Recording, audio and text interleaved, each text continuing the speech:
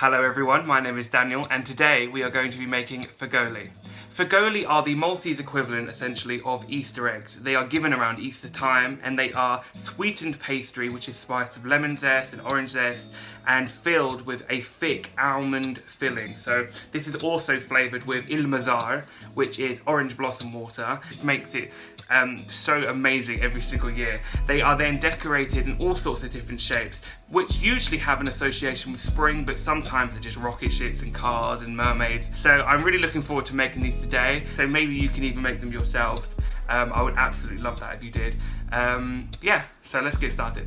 These are the ingredients for our dough. We have 1,000 grams of flour, 250 grams of sugar, caster sugar, about 4 small lemons worth of zest and 3 small oranges, 4 egg yolks, and the beauty of this recipe is we're going to be using the egg whites later on, so no waste, and 500 grams of butter.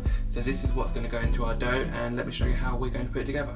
What you're going to need to get first is a large mixing bowl. Now this is a very important part of this recipe for me because this is my lucky Maltese recipe bowl. This bowl is from Malta, so I suppose I've just always wanted to do the recipes in here, be very mindful of why I am enjoying doing these recipes, connecting with our culture. So for me, this is an important part. What we're going to put in first is 1,000 grams of flour.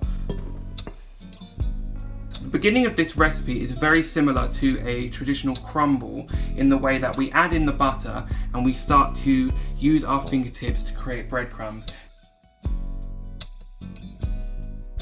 I've chopped this butter into very small bits, as small as I can get them, just to give me a good head start in incorporating them all within the flour. And then we just start to apply a bit of pressure using the fingertips. If you only knew the way I feel about you, I just can't deny you. Whoa, whoa. Yeah, yeah, yeah. Yeah. Incorporation, yeah, yeah. So as you can see at this stage, I've got the fine breadcrumbs that I was speaking about. Here and there are slightly bigger lumps, but this is a good level of breadcrumb. The next thing we're going to add in is the sugar. We need to sweeten the dough, and our zest. Now there are lots of things that are fun about cooking, and one of them is just seeing the colours coming together. Can you see all that stuff that's just left on there? On the mezzaluna, I believe that's what it's called. I'm trusting Nigella on this one. I always will. Right, and I just incorporate that in the same way. No need to go and get a spoon at this stage. And that's what's so beautiful once this recipe is done. You see these flecks in the dough. You do then cover it with chocolate and icing and all sorts of brilliant things, but but once you start biting into it, you can see that again. An ingredient that I forgot to mention earlier actually for this dough is water. So what I'm going to do is I'm going to add a little bit of water to these egg yolks, just a little bit. Whisk them a bit with a fork. Make a fairly decent well in the middle and just pour that in. Perfect. This is probably unconventional, but what I like to do is just slice at the dough. So what you want to do when it's like this, although it might look very dry, start squeezing it. See how it comes together? Okay, that's coming together quite well, but it's still on the slightly dry side, I would say. Add a little bit of water. Again, this is not a conventional method. Do I have a pastry cutter? Do you know what? I do have a pastry cutter. Let me try that for the first time on this video. Now you can see my thinking now, can't you, with a knife? Use it the way that it's apparently used. Just doing that. That is very helpful actually. What do we think? Right, I'm going to try and bring this together now.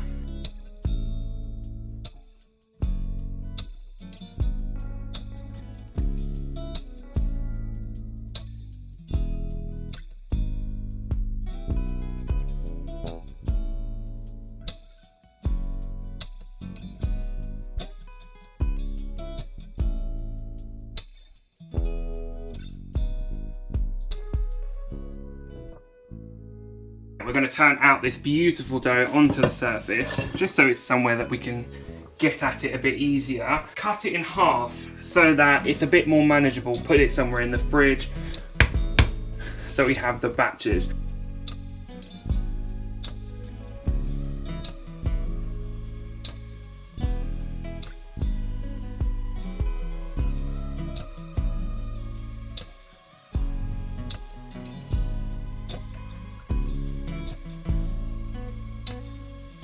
So these are the ingredients for the filling. This is 500 grams of ground almonds. If you live in the UK, I know what you might be thinking, and yes, we did remortgage the house to afford these. Oh, see, that was a holiday to Marbella that's just fallen out there. We need to get that back in. We have the 4 egg whites from earlier, and we have 500, so it's the same of this as it is of this, 500 grams of caster sugar, and the magic ingredient, il mazar, which is orange blossom water. It doesn't really taste like oranges, it's got a more floral, perfumey taste. I've given the Lucky Bowl a wipe around. I'm being very environmentally friendly and not washing it just yet. We're reusing it. Someone called Greta Thunberg. We're going to put that in there. Our 500 grams of caster sugar is now going in, just to sweeten the deal. Crush out those clumps there. I mean, there probably should have been a bit of sifting going on at some point in this recipe, but no, I refuse. This is going to be quite thick. That's important also, that it's quite thick so that you can almost, almost roll it out. And then we have our egg whites. Agitate these a little bit, wind them up. Nice and frothy. With all the finesse that you can muster with a kitchen fork. Before I've done it all, I'm going to put in my il mazar. It says a dessert spoon. So on the original recipe that I've been following from this book, I'll show you the book that I'm using. A Guide to Maltese Cooking. Now my best friend Megan gave this to me. It is my favourite Maltese cooking book. It's by Andrew Mikalev, and it's just brilliant. I use it for my Quaresimal.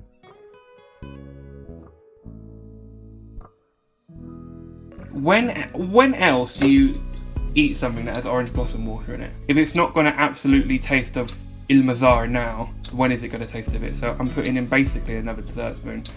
And again, you can say what you feel about that down below, but I'm pretty alright with it. I'm at peace with this.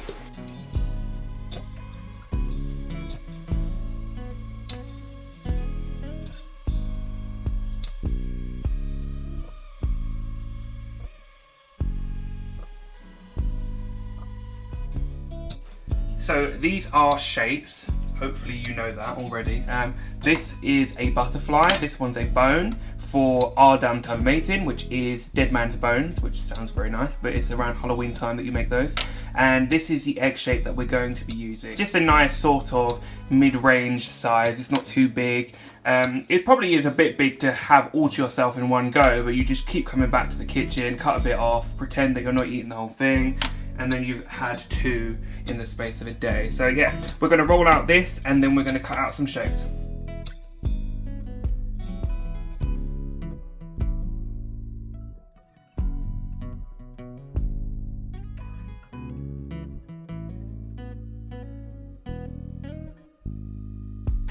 I've got this to a relatively thin level, about maybe a centimetre. It's a very forgiving dough, so if it cracks or if it falls apart or you need to re-roll it again, it will be fine at least once or twice. I'm going to punch out my egg shapes and try to get an even amount because we don't want half-finished figolli.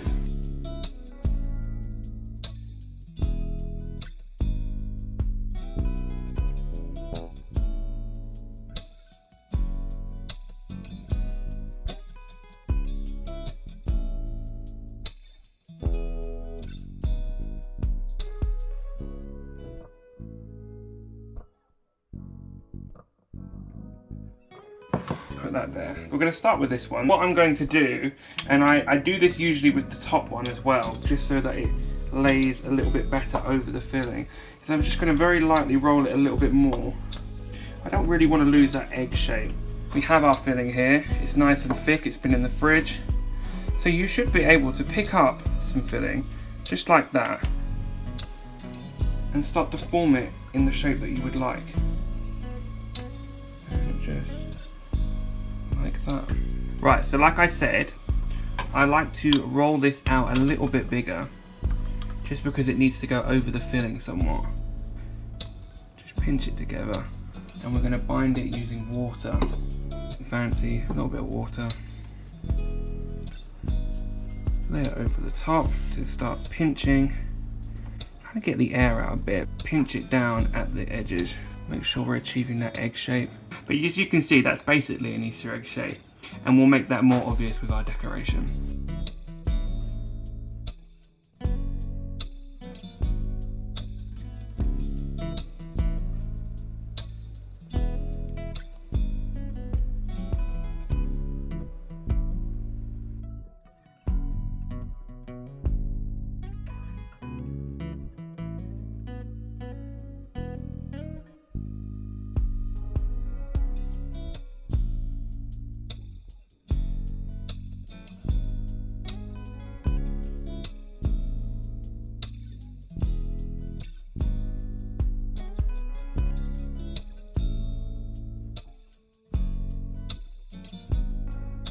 So here they are out of the oven. As you can see, they've kind of puffed up to a nice dome shape, so they look a lot more like Easter eggs now. Matthew's here now, overlooking the situation. Yep, I smelt it as I came in the door, so I've wafted over like a cartoon wolf who smells a pie on a windowsill.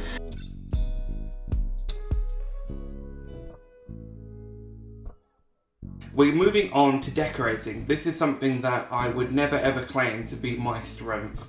I'm not really sure what I'm going to do at this stage. I went into the supermarket a couple weeks ago when I was thinking about making Figolli, and I just grabbed some colours. I was in a bit of a panic thinking I just want to leave, I don't want to be here anymore.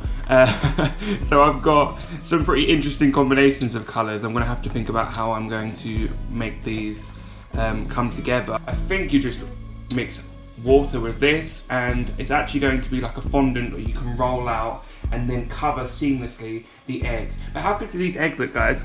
Look at that. That sound was the dog getting off the chair. Now that is satisfying. There's a good weight to that. I want to eat it right now, but let's try and decorate it first.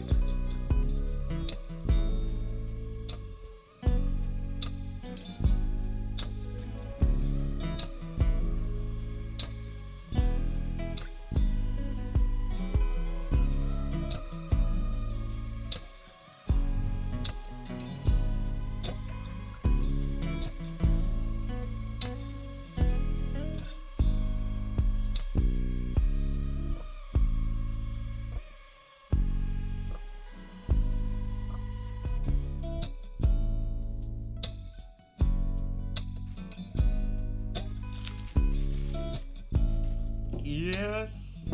Look at that. Now that is completely full. Oh my god. Oh my god. This is where it's all been leading to.